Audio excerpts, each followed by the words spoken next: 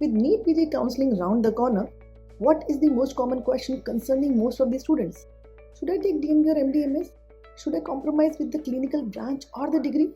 Will I get job after taking DNB? Will I be getting surgeries in my DNB?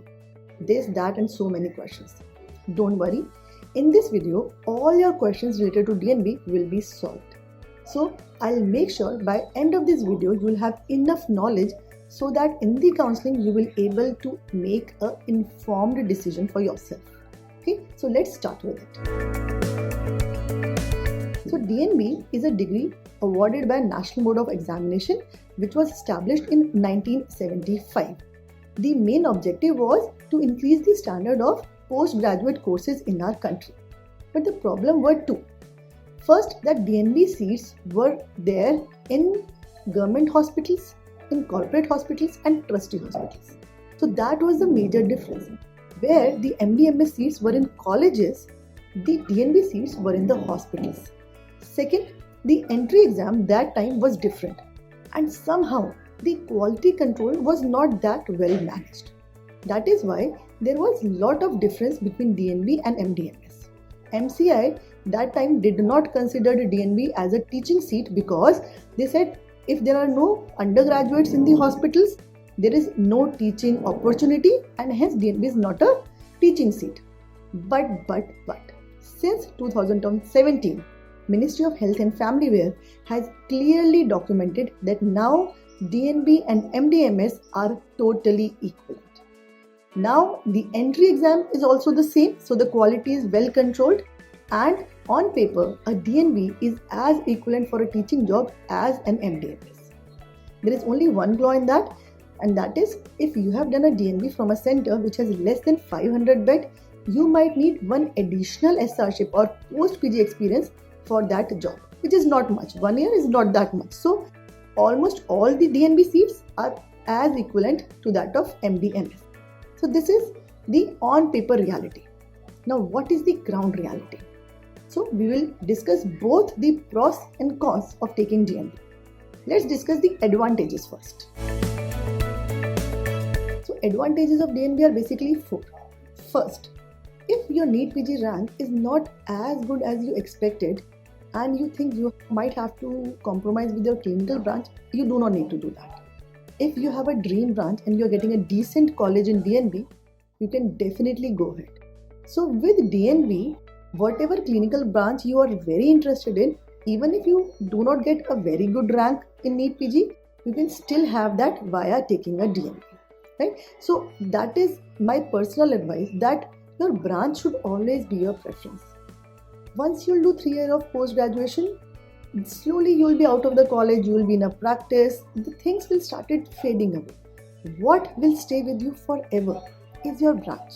Your branch will stay with you till you are living in this world. So your branch should always be your preference. And if DNB is fulfilling your preference, you should definitely go for it. Second advantage is bond. Now, in PG seats, almost all the states are having bond.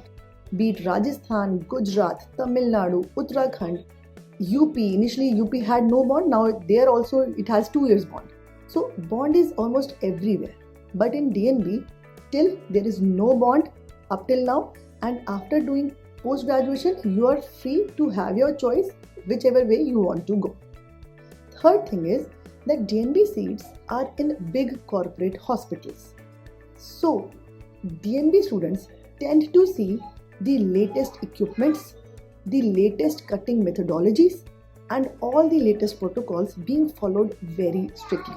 And I tell you, this is a very good advantage. Whereas in majority of government hospitals of India, the fundings are not that regulated. Except certain central institutes, majority of government hospitals, there are no funding. Patients are not that affordable. Besides, they do not have that patience to undergo long protocols.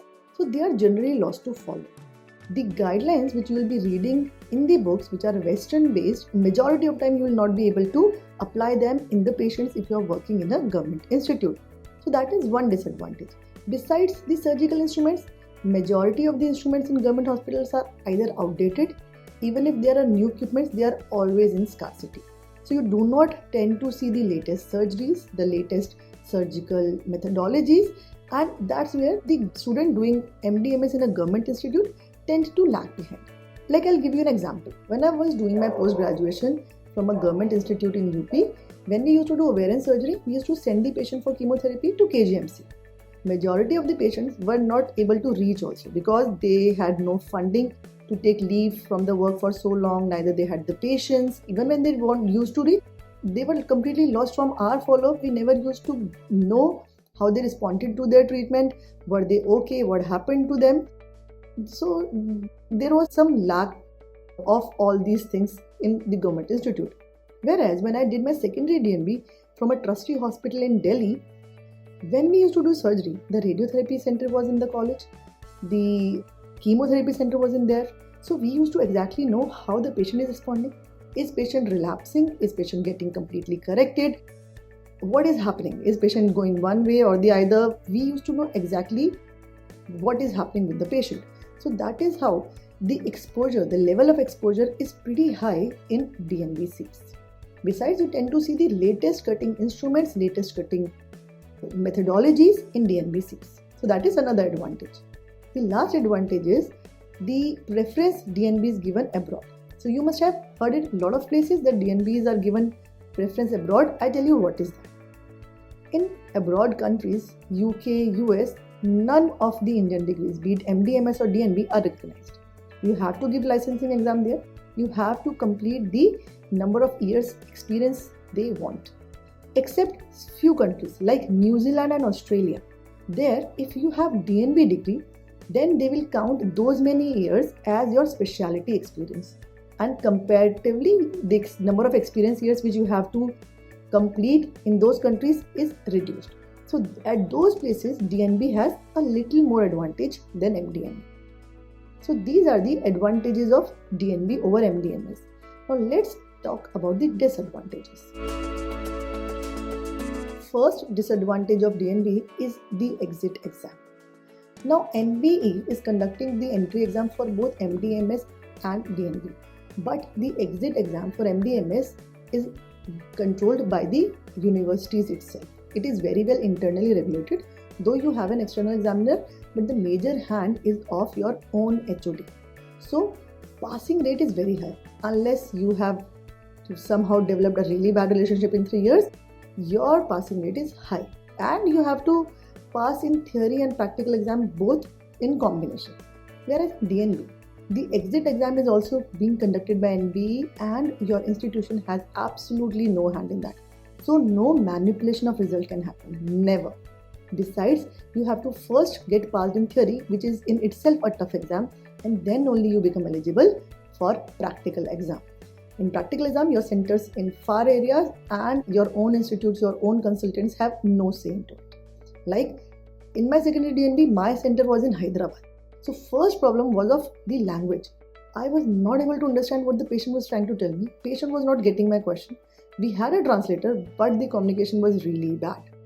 Besides, the questions the examiner was asking me were so fixed and she wanted straightforward, exact answers. Like she asked me what is the protocol for follow-up of a molar pregnancy after suction according to the RCOG guideline. Yes, that was the question. According to the guideline, what is the follow-up? You cannot give her a range, what you follow in a hospital. No, she wanted what the guideline said. Exactly, and like that only she wanted that there was a patient who was operated for severe preeclampsia at 32 weeks. She wanted the exact number of recurrence mentioned in the reference book. So the examiners want very straightforward guideline based answers. So it's a high stake exam with a very less passing rate. Somehow I thankfully managed to pass in my first attempt, but passing rate at my center was 50%. So that is the biggest advantage of DNB, that the exit exam is really tough. Second disadvantage is that no doubt you tend to see the latest equipments, latest medications being used, but if you have taken a surgical branch, since you are working in a corporate hospital, patient who is paying so much will not want a student to operate on themselves. That is why the surgical hand is quite less in a DNB seat. If you have taken DNB from a government hospital like ESI, Railways, Hindu Rao, Ambedkar, I know more about Delhi itself. In those hospitals, the cutting hand is pretty good. even in trustee hospitals. But in corporate hospitals, it's not so. So surgical branches somewhere lack. In government hospital, you tend to see all kind of emergencies, all kind of rare cases, and you learn all kind of surgeries. Whereas in corporate, it is not the case. So surgical hand is little lacking in DNB seats. But that depends on college to college. You need to do a good research before choosing a surgical branch. Third disadvantage is that layman mentality behind DNB. Now, no doubt, good DNB clinical branches are picked up at pretty good rank in NEET PG. Still, if you will tell anybody that you are a DNB, the idea is that that person will think that you must not have got a good rank in NEET PG, which is actually not true, which is actually their ignorance, but this is a fact. So if you are taking a DNB seat, you be ready with that idea that you might find certain discrimination at certain places and you cannot change it. You just have to accept it. Though on paper DNB and MDMS are equivalent, but in many interviews like in SRship and professor job, if there is a candidate of MDMS degree, generally they can be given more preference compared to you. So you have to come to an agreement with this fact. So if you are a person who does not care what other person think about your degree, you are more concerned about how much you are learning and how much output you can produce, this point is totally invalid for you. Okay, so this is what all about DNB and MDMS. Now, though I have told you that your specialty, your branch should be your preference, but before taking a DNB seat, just see which hospital you are getting. Just do a good research that since how many years they have been producing DNB students, what is the passing rate, how is the clinical exposure, and then make your decision. Do go for a dream branch, but do not compromise too much via college. Okay, so I hope this information is well enough for you to make a good decision for yourself, and very good luck for the counseling.